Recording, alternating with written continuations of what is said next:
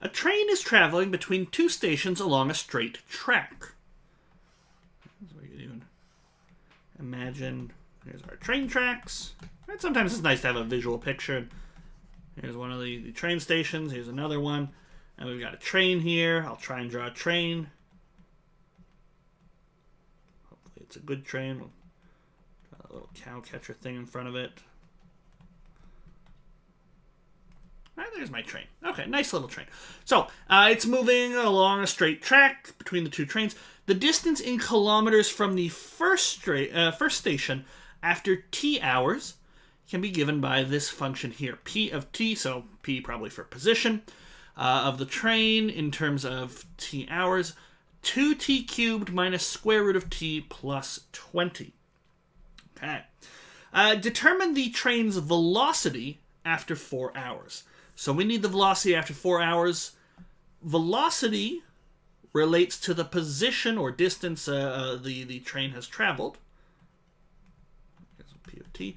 Velocity is the change in position or the change in distance. So we need to talk about P prime at t. And specifically we want after 4 hours, so our final answer is going to be P prime at 4. All right. So let's figure this out. P prime at t, so we want the derivative of 2t cubed minus square root of t plus 20. If you need to, change square root of t into t to the 1/2. Right? Makes it easy, then you can use the power rule. Of course, a square root is one of those ones that comes up so often you might actually know that the derivative of square root of t is 1 over 2 root t. Comes up a fair bit. The derivative of 20, well, it's a constant, so it just goes to 0. And then 2t cubed, we'll have 2 times the 3 that comes down, so 6t squared. So this is our velocity function, P prime at t.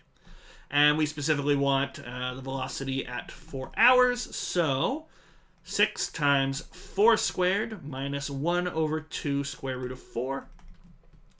4 times 4 is 16, times 6 is 96, minus 1 over 2 times square root of 4. So 1 over 2 times 2, so 1/4.